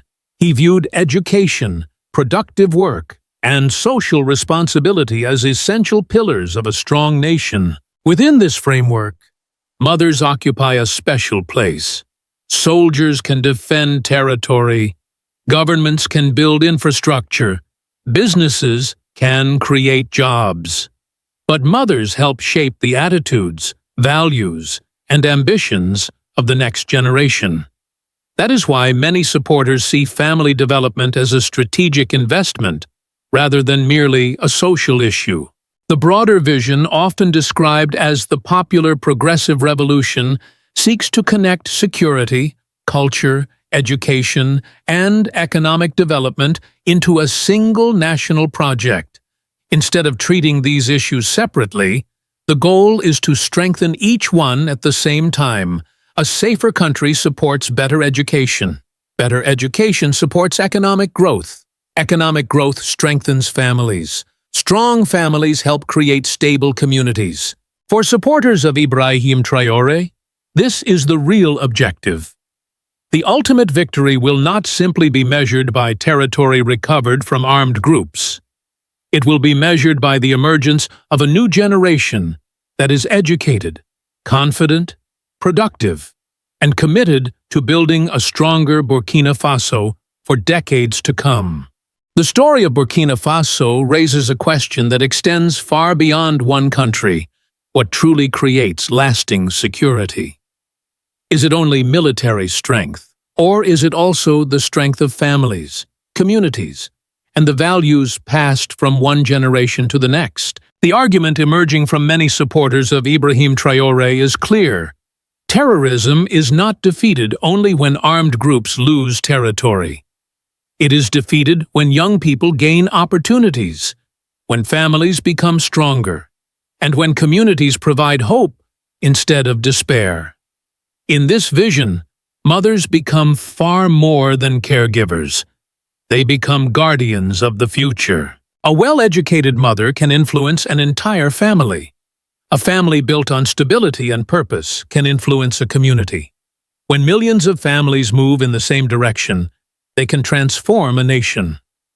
This is why many observers believe that investments in education, women, and cultural identity should be viewed not only as social policies, but also as long-term security strategies. Burkina Faso's experience also offers a broader lesson for Africa. Every nation facing insecurity must eventually answer the same question. How do you prevent the next generation from becoming vulnerable to violence? Military operations may address immediate threats, but education, opportunity, and family development help address the deeper causes. Whether one agrees with every policy or not, the larger debate remains important. It challenges governments to think beyond short-term victories and focus on building societies capable of sustaining peace for decades. For many supporters of Pan-African ideals, this discussion reflects a larger movement taking shape across the continent. They see Burkina Faso and Captain Ibrahim Traore as symbols of an Africa New movement that seeks greater self-confidence and self-determination. They believe that Pan-Africanism, regional cooperation through the African Union, and stronger national institutions can help create a more secure future. In their eyes, Ibrahim Traore represents not only a political leader, but also a reminder that lasting change begins with people, families, and communities. If Africa hopes to build a stronger tomorrow, the journey may indeed begin with the mothers who shape the citizens of the future. If you found this perspective valuable, share your thoughts below and follow the channel for more discussions about Burkina Faso, Pan-African development, and the ideas shaping Africa's future. For years, Captain Ibrahim Traore has been known as the leader standing at the center of Burkina Faso's fight against terrorism. His name has often been associated with military operations, national security, and the effort to restore stability across the country. But in 2026, a different kind of battle is beginning to attract attention. This new battle is not being fought with weapons. It is being fought with knowledge, savings, investment, and economic participation. The Second International African Stock Exchange Fair, known as CBE 2026, has introduced a conversation that goes far beyond finance. At the heart of the event is a simple but powerful question. Who should finance the future of Burkina Faso foreign institutions and outside investors? Or the people of Burkina Faso themselves? Supporters of this vision believe that true sovereignty extends beyond national borders. They argue that a country cannot be fully independent if it depends heavily on external funding to build its future. This is why SIB A 2026 has attracted attention as more than a financial gathering. For many observers, it represents a new front in the broader struggle for economic sovereignty. If you enjoy learning about the major transformations shaping Africa today, make sure to subscribe to the channel and follow our future reports. To understand why this idea is gaining momentum, it is important to look at the challenges facing Burkina Faso. Since 2022, the country has devoted significant resources to security and reconstruction efforts. These priorities require substantial funding, yet military victories alone cannot guarantee long-term independence. A nation may secure its territory while remaining financially dependent on others. This reality has led to growing discussions about economic sovereignty, where protecting national interests means not only defending land, but also strengthening the ability to finance development through domestic resources and citizen participation. CEBA 2026 was presented under a simple but highly strategic theme: financial markets and financial inclusion. The central question was equally straightforward. How can the stock market be brought closer to ordinary people? For decades, financial markets across much of Africa have often been viewed as spaces reserved for wealthy investors, large corporations, and financial professionals. Many citizens have never owned a share, purchased a bond, or participated in any formal investment activity. As a result, millions of people save money without ever becoming part of the broader economic growth that their savings could help create. This is precisely the challenge that CEBA 2026 seeks to address. According to the organizers, the objective is not merely to promote stock exchanges. It is to change perceptions. The event aims to demonstrate that investment opportunities should not be limited to a privileged few. Instead, financial participation should be accessible to students preparing for their future, farmers seeking greater financial security, market traders building small businesses, and workers hoping to create long-term wealth for their families. This represents a significant shift in thinking. Rather than focusing exclusively on attracting foreign investors, the discussion increasingly centers on empowering domestic investors. The goal is to help citizens understand how financial markets work and how they can participate responsibly. For supporters of this approach, every citizen who learns to invest becomes more than a saver. That person becomes a contributor to national development. Small investments, when multiplied across thousands or even millions of people, can help finance businesses, infrastructure projects, and economic growth. In this sense, CEBA 2026 is more than a financial exhibition. It is an effort to democratize investment and transform ordinary citizens into active participants in building Burkina Faso's economic future. One of the most important ideas behind Burkina Faso's emerging economic strategy is the belief that savings should not remain idle. Across Africa, millions of people save money every month. They put aside small amounts from salaries, business income, farming activities, or family support. Yet, much of this money never reaches the productive sectors of the economy. This creates a significant gap between personal savings and national development. Supporters of financial inclusion argue that when savings are transformed into investments, they become a powerful engine for growth. Instead of remaining inactive, these resources can help finance roads, energy projects, housing developments, schools, and businesses that create jobs. This philosophy is visible in Burkina Faso's recent efforts to mobilize resources from its citizens and its diaspora. One notable example is the Diaspora Bonds Initiative, which seeks to encourage Burkinabé living abroad to contribute directly to national development through structured investment programs. Rather than relying exclusively on external lenders, the country is exploring ways to channel the commitment and financial capacity of its own people. The significance of this approach extends beyond the amount of money raised. It represents a different vision of development. A worker living overseas is no longer viewed simply as someone sending money home to relatives. That individual can also become an investor in national infrastructure and economic transformation. Even relatively small investments can have meaningful collective impact when participation becomes widespread. Thousands of citizens contributing modest amounts may ultimately generate resources capable of supporting major development projects. For advocates of economic sovereignty, this is where the real power lies. National development becomes a shared responsibility rather than a process driven primarily by foreign capital.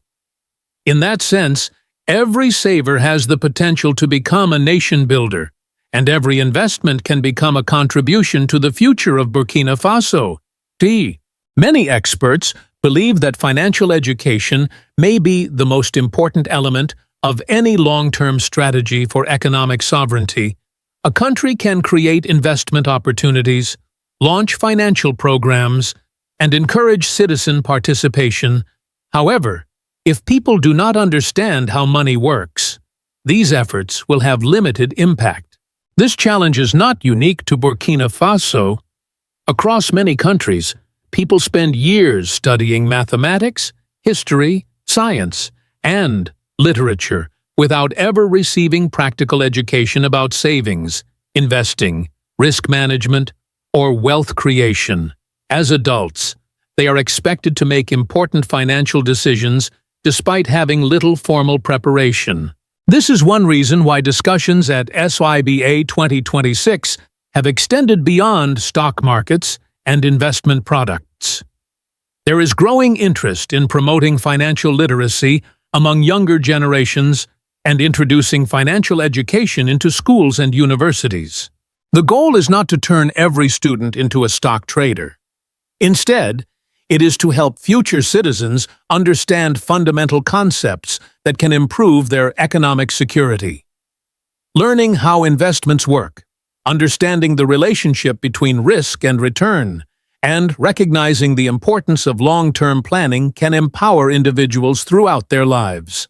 For young entrepreneurs, financial knowledge can improve business decisions. For workers, it can support retirement planning. For families, it can help build greater stability across generations. Supporters of this approach argue that economic development begins with informed citizens. Roads, factories, and infrastructure remain important, but human knowledge is equally valuable. A population that understands finance is better equipped to save, invest, and participate in national growth. In the long run, the most significant achievement may not be the number of people who purchase stocks or bonds. It may be the creation of a generation capable of making informed financial decisions and taking greater control of its economic future. As Burkina Faso advances its vision of economic sovereignty, not everyone is convinced that the path will be easy. Critics, particularly in parts of the Western media and policy community, have raised concerns about governance, political freedoms, and the long-term stability of the country's institutions.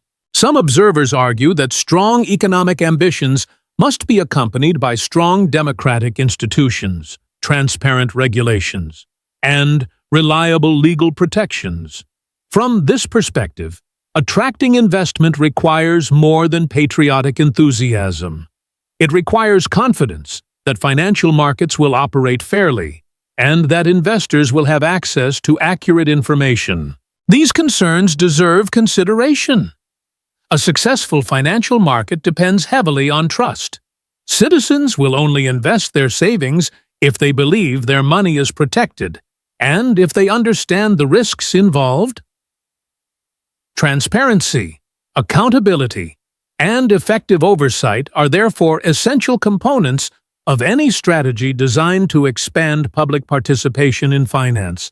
At the same time, supporters of Burkina Faso's current direction argue that many international discussions focus heavily on political controversies while paying less attention to efforts aimed at increasing domestic economic participation.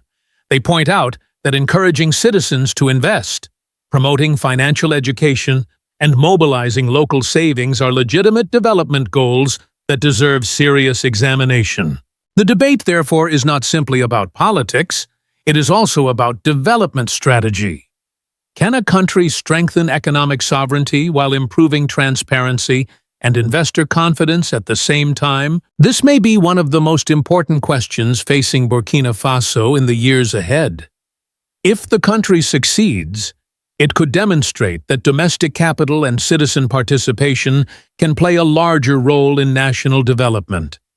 If it fails, critics will argue that ambitious rhetoric alone cannot replace the institutions required for long-term financial growth. The challenge is not choosing between sovereignty and transparency. The real challenge is ensuring that both advance together. The discussion taking place in Burkina Faso extends far beyond one country. Across Africa, governments continue to face a common challenge. Development requires capital.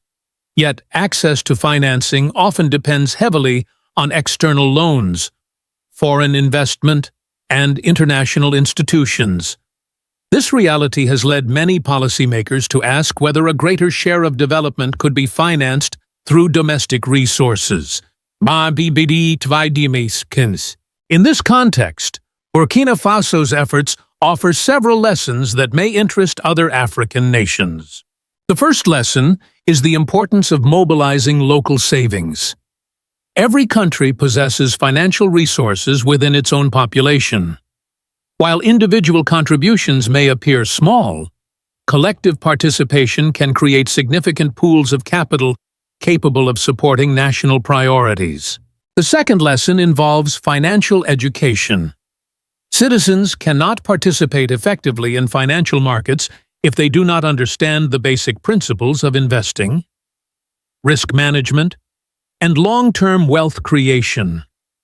Expanding financial literacy may therefore be just as important as creating new investment products. A third lesson concerns trust. No market can thrive without confidence. Governments seeking to attract domestic investors must demonstrate transparency, accountability, and responsible management of public resources. Citizens are far more likely to invest when they believe institutions are credible and reliable. Another important lesson is that economic sovereignty does not require isolation. Countries can strengthen domestic financial systems while remaining open to regional and international cooperation. The objective is not to reject outside capital, but to engage with it from a position of greater strength and confidence. For many supporters of Pan-African development, this represents an important evolution in thinking. Economic independence is no longer viewed solely through the lens of natural resources or political autonomy. It increasingly includes financial literacy, citizen participation, domestic investment, and the ability to mobilize capital from within society itself. Whether Burkina Faso ultimately succeeds or struggles, its experiment is already contributing to a larger conversation about how African nations can shape their own economic futures in the decades ahead. As SIBA 2026 comes to a close, the most important question is not whether the event was successful. The real question is whether the ideas discussed there can reshape the future of Burkina Faso. For years, Ibrahim Traore has been associated with the struggle to defend national territory and restore security.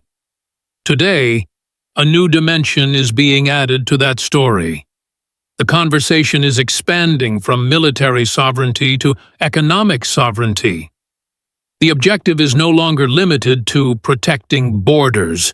It now includes strengthening the country's ability to mobilize its own resources, educate its citizens, and finance its own development. SIBA 2026 symbolizes this broader ambition. It reflects an effort to bring financial markets closer to ordinary people and to challenge the belief that investing is reserved for a privileged minority. Farmers, students, traders, workers, and members of the diaspora are increasingly being invited into a conversation that was once dominated by specialists. Yet, success will depend on more than ambition. Economic sovereignty requires transparency, strong institutions, financial education, and public trust. Citizens must not only be encouraged to invest, they must also be equipped with the knowledge needed to make informed decisions and protect their financial future. The significance of this discussion extends beyond Burkina Faso. Across the continent, nations continue to search for ways to reduce dependency and strengthen their economic foundations. The ideas emerging from SIBA contribute to a larger debate about how Africa can finance its own development while remaining engaged with the wider world. Whether one supports or questions the approach, one fact is difficult to ignore. A new conversation is taking shape across Africa. It is a conversation about ownership, participation, and responsibility. As Pan-African aspirations continue to evolve, Burkina Faso has placed an important question before the continent. Can citizens become investors in their own future? For Captain Ibrahim Traore, supporters of Pan-Africanism, advocates of the African Union, and those who believe in an Africa new, the answer may help define the next chapter of Africa's economic journey.